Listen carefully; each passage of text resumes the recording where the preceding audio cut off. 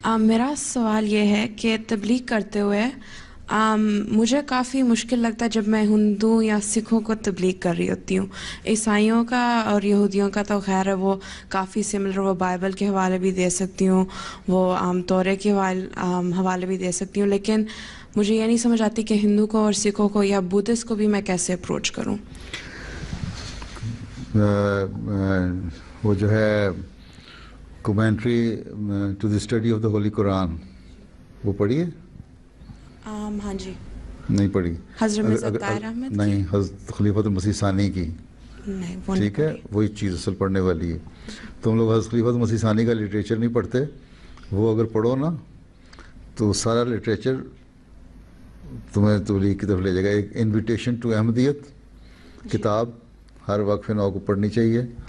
اس میں ساری اس زمانے کی باتیں، پیش گوئیاں بڑی اچھی طرح ڈسکس کی ہیں. Invitation to the study of the holy Quran جو ہے انگلش جو پہلے کمنٹری ہے نا 5 والیوم جی، اس کے جو پہلی والیوم ہے اس کے پہلے حصے میں بھی ہے.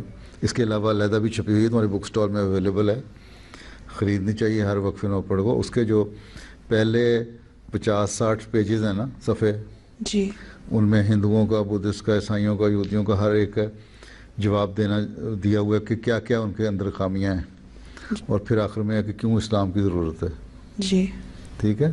جی، جزاک. پھر آخر کی جو اس کا آخری حصہ ہے نا، سیکنڈ ہاف جی، اس کتاب کا، وہ ہے سیرت ہے حضرت صلی اللہ علیہ وسلم کی. پھر اس کے آخری چند صفحے جو ہیں اس میں یہ ہے کہ حضرت مسیح علیہ الصلوۃ والسلام کی ضرورت کیا تھی. وہ تم پڑھ لو. جی، ٹھیک ہے. جی، study introduction to the study of the holy Quran اور انویٹیشن ٹو احمدیت، جی، دونوں حضرت خلیفۃ مسیح ثانی کی کتابیں ہیں. تو تم ہر ایک کو جواب دے سکتی ہو کم از کم 75%. انشاءاللہ. جزاک اللہ.